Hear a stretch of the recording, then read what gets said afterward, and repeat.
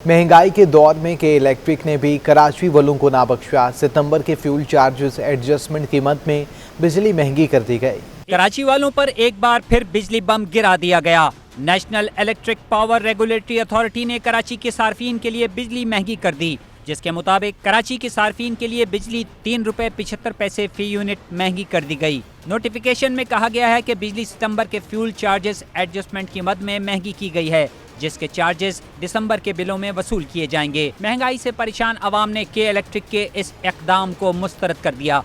1 महीना 2 महीने के अंदर का कितने पर बढ़ चुका है, अभी तो मस्जिद बढ़ने नहीं चाहिए। इसलिए गरीब और जितना पिस गया मस्जिद पिसना नहीं चाहिए। बिजली के जो है ना रेट को बढ़ाना ये मुनासिब नहीं है।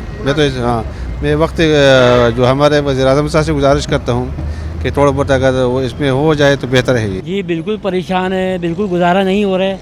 हम इमरान खान से गुजारिश करते हैं कि थोड़ा जी कमी पेशी किया जाए।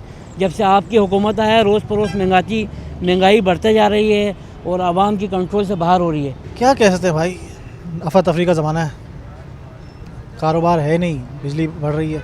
नेपरा ने के इलेक्ट्रिक की जानिब से सितंबर की फ्यूल एडजस्टमेंट के लिए दायर दरख्वास्त पर नवंबर में समाअत की हैं।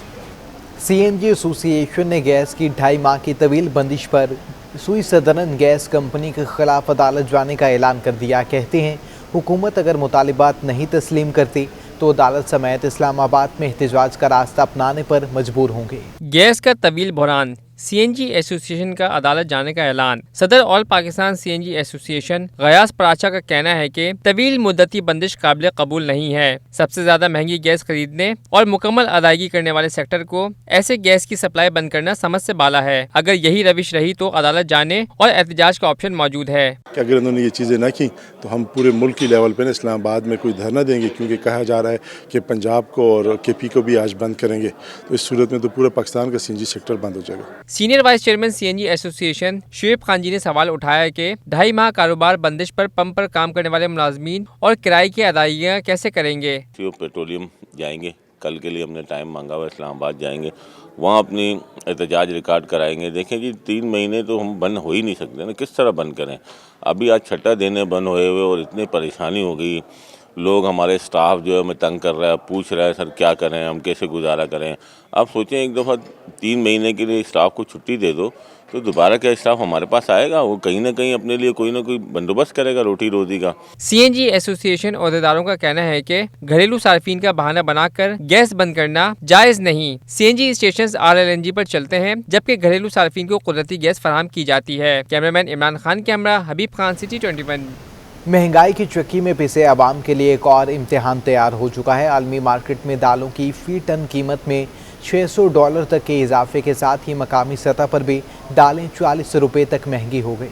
अवाम को परेशान करने वाला महंगाई का तूफान है कि थमने का नाम ही नहीं ले रहा। आसमान से छूती आटे की कीमतों ने गरीब के लिए 2 वक्त की रोटी भी मुश्किल बना दी। ओपन मार्केट में गंदम की मनमानी कीमतों और फसल न होने के बायस शहर में ब्रांडेड कंपनियों के आटे का 10 किलो का थैला 800 और 5 किलो का थैला ₹400 तक फरोख्त हो रहा है। 2.5 नंबर आटा फी किलो ₹70, फाइन आटा 80 और चक्की आटा ₹84 फी किलो तक फरोख्त हो रहा है। गवर्नमेंट जो गंदम बिलों को देती है तो लाजमी बात है कि उसके वो रेट फिक्स भी करती है।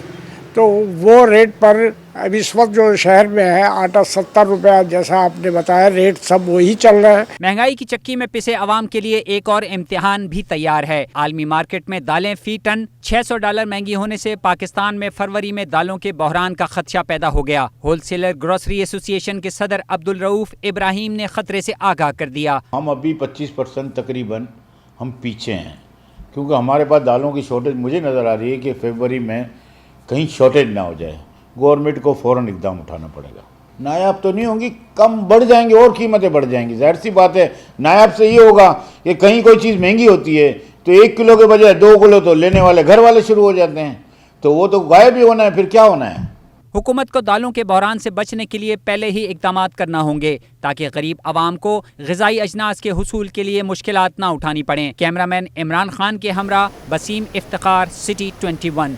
FVR ने पेट्रोलियम मसनूआत पर सेल्स टैक्स रेट में रद्दोबदल कर दिया। हुकूमत ने 30 नवंबर को पेट्रोलियम मसनूआत बरकरार रखने का फैसला किया था। पेट्रोल पर सेल्स टैक्स 1.43% से कम करके 0 कर दिया गया है। हाई स्पीड डीजल पर सेल्स टैक्स 6.75% से बढ़ाकर 7.20% कर दिया गया। मिट्टी के तेल पर सेल्स टैक्स 6.70% से बढ़ाकर 8.29% कर दिया गया है।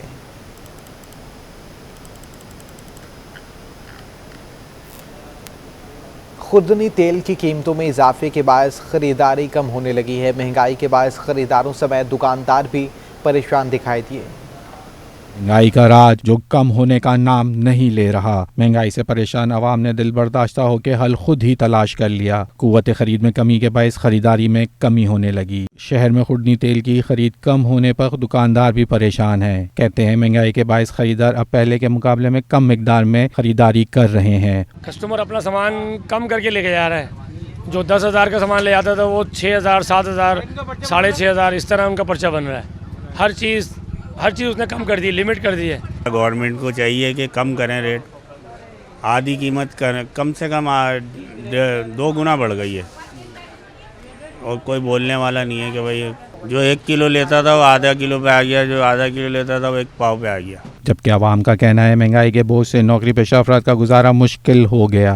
महंगाई बहुत ज़्यादा हो रही है, हम लोग परेशान हो गए, कोई चीज़ खरीद नहीं पाते। अब आधा पाव ले रहे हैं तो 1 छुटाक ले रहे हैं। तो ये महंगाई का कुछ तो ख्याल करें, गरीब आदमी है यहाँ पर। जो चीज़ पहले 7-8 हज़ार रुपये में आ जाती थी घर का सौदा, वो आज 12 से 13 हज़ार रुपये में आ रहा है। और सामान भी बहुत मुश्किल हो गई है नौकरी पेशा अफराद के लिए। हर कीमत डबल हो गई है। अब आने वाले दिनों में लगता है कि जो दुगनी कीमत है वो भी तुगनी हो जाएगी। अब बंदा घर को देखे कि मतलब काम कारोबार को देखे, तनख्वाह वहीं की वहीं खड़ी हुई है, कीमतों में इजाफा किया जा रहा है। शहर के दुकानदारों और शहरियों की हुकूमत से महंगाई के खिलाफ इकदाम पर जोर दिया और कहा कि मौजूदा सूरत हाल में 2 वक्त की रोटी का असूल मुश्किल हो गया है। कैमरामैन इमरान कैमरा आज़ाना सिटी 21। केमक्यूम नए बल्दियाती तरमीमी बिल के खिलाफ सरापा एहतजाज है। पीपल्स पार्टी पर यूसी चेयरमैन खरीद कर मेयर कराची लगाने की मनसूबाबंदी का इल्ज़ाम है। एक बार अलग सूबे का मुतालिबा भी कर दिया। नए बल्दियाती तरमीमी बिल की मुखालफत में MQM सरगर्म औरंगी टाउन में एहतजाजी मुजाहरा किया, जिसमें एक बार फिर अलग सूबे का नारा भी लगा दिया। वफाकी वजीर अमीनुल हक ने मुजाहिरीन से खिताब में जुनूबी सूबे सिंध के क़याम के लिए धरनों समेत तमाम इकदाम जल्द शुरू करने का ऐलान कर दिया। जब सूबा बनेगा इंशाअल्लाह ताला उर्दू बोलने वाला हो, सिंधी बोलने वाला हो, पश्तो बोलने वाला हो, बलोच बोलने वाला हो, पंजाबी बोलने वाला हो, मेरिट पे फैसला किया जाएगा और उसे चीफ मिनिस्टर बनाया जाएगा। आमिर खान ने सिंध हुकूमत पर तनकीद के नश्तर बरसाते हुए कहा कि MQM का मेयर 4 साल इख्तियारात मांगता रहा। नए बिल के जरिए बचे कुछ इख्तियारात भी ले लिए गए। काले कानून को जो बल्दियाती आपने कानून पास कराया है, राय आम्मा को हमवार करके आपसे इसी कानून को तब्दील करवाएंगे, इसके अंदर इख्तियारात दिलवाने की कोशिश करेंगे। MQM रहनुमाओं का कहना था कि सड़कों पर आने का वक्त आ गया है। नए बल्दियाती बिल के खिलाफ तमाम सियासी जमातों को एक प्लेटफॉर्म पर जमा करने के लिए ऑल पार्टीज कॉन्फ्रेंस बुला रखी है, जिसमें एहतजाज की हिकमत अमली बनाएंगे। बल्दियाती तरमीमी बिल और मुतनाज़ तामीरात पर कमीशन बनाने के ऑर्डिनेंस पर गवर्नर सिंध से वज़ीर आला मुराद अली शाह की मुलाकात की अंदरूनी कहानी सामने आ चुकी है। ज़राए का कहना है कि मुलाकात में वज़ीर आला मुराद अली शाह ने शिकवा किया कि मीडिया से खबर मिली है कि आपको ऑर्डिनेंस पर एतराज़ है, जिस पर गवर्नर बोले ऑर्डिनेंस सिर्फ उन रिहायशी इमारतों का अहाता करेगा जहां आवाम की सरमायाकारी है। तमाम तामीरात को तहफ़्फ़ुज़ फराहम नहीं किया जा सकता। सिंध हुकूमत बल्दियाती तरमीमी एक्ट 2021 पर डट गई। वज़ीर आला सिंध मुराद अली शाह ने सिंध काबीना का हंगामी इजलास 9 दिसंबर को तलब कर लिया है। इजलास वज़ीर आला सिंध की ज़ेर सदारत 9 दिसंबर को 2 बजे वज़ीर आला हाउस में होगा। इजलास में 8 निकाती एजेंडे पर गौर किया जाएगा, जिसमें अहम नुकता सिंध लोकल गवर्नमेंट तरमीमी एक्ट 21 भी एजेंडे में पहले नंबर पर शामिल है। बल्दियाती एक्ट की दोबारा सिंध काबीना से मंजूरी ली जाएगी।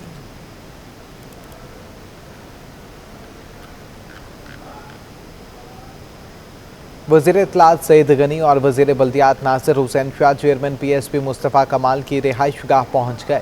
सूबाई वज़रा ने मुस्तफ़ा कमाल के भाई के इंतकाल पर उनसे ताज़ियत की और मरहूम के सालों सवाब व मग़फ़िरत के लिए फ़ातिहा ख़्वानी भी की गई है।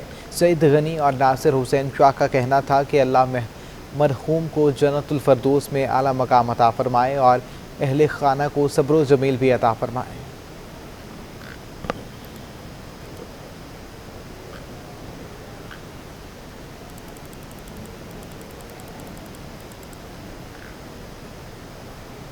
यहाँ पर आपको आगाह करें, जामे क्लॉथ मार्केट में कस्टम इंटेलिजेंस हुकाम के छापे का मामला। कस्टम हुकाम को कार्य सरकार में रोकने का मुकदमा दर्ज कर लिया गया है।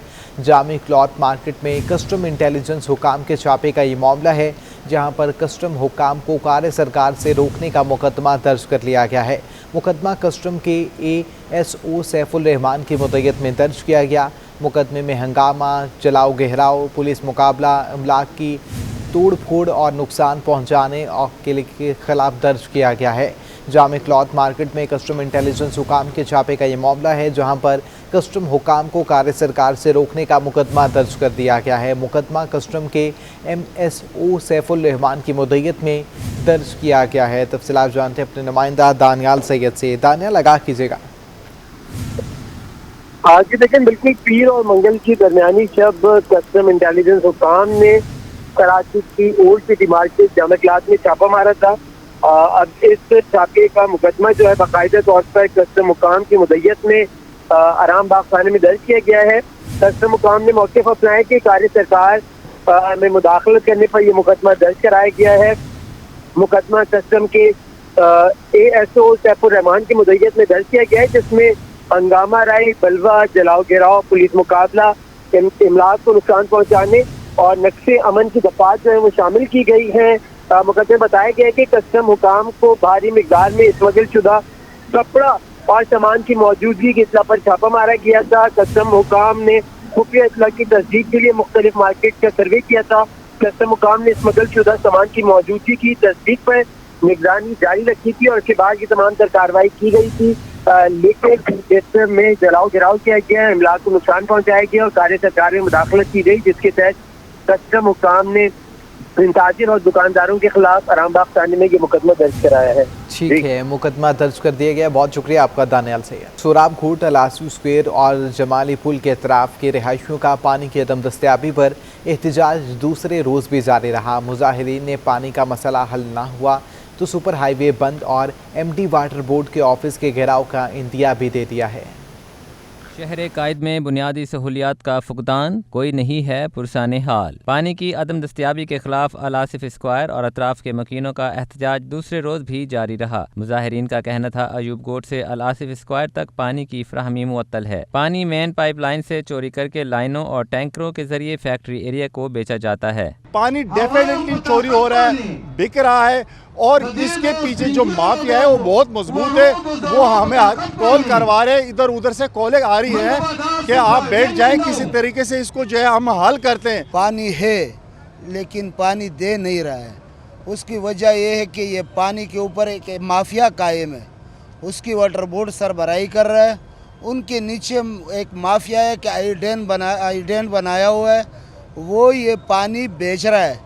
मुजाहिरीन का कहना है कि इंतजामिया और वाटर बोर्ड ने 3 रोज का वक्त मांगा है। 2 रोज से पुरअमन एहतजाज जारी है। पानी चोरों के खिलाफ कार्रवाई और पानी की फ्राहमी यकीनी नहीं बनाई गई तो पुरअमन एहतजाज का दायरा बढ़ाकर MD वाटर बोर्ड ऑफिस और वज़ीर आला हाउस तक जाएंगे। लोगों का जो सब्र का पैमाना है वो लबरेज हो चुका है। खुदारा ऐसा ना हो कि हम अपना भी नुकसान कराए, आपका भी नुकसान करे। लिहाजा इस मसले को जल्द से जल्द हल किया जाए। मुजाहिरीन ने इल्ज़ाम लगाया कि पानी लाइनों के बजाय टैंकर्स के जरिए महंगे दामों फरोख्त किया जा रहा है। उन्होंने सिंध हुकूमत से मसला जल्द हल कराने का मुतालबा किया। कैमरामैन मोहम्मद फैसल के साथ जावेद कायम खानी, सिटी 21। रिहायशी प्लॉट्स पर अब कमर्शियल सरगर्मियां नहीं चलेंगी। मलिर कैंटोनमेंट बोर्ड ने सादी टाउन और सादी गार्डन में रिहायशी प्लॉट्स पर कायम दुकानें सेल कर दी। सुप्रीम कोर्ट के अहकामात पर अमल करते हुए मलिर कैंटोनमेंट बोर्ड ने रिहायशी प्लॉट्स पर तामीर शुदा दुकानों को सील करके दुकानों पर कानूनी नोटिस लगा दिए हैं। सादी टाउन और सादी गार्डन में 240 और 400 गज के रिहायशी प्लॉट्स पर कारोबारी सरगर्मियां जारी थीं।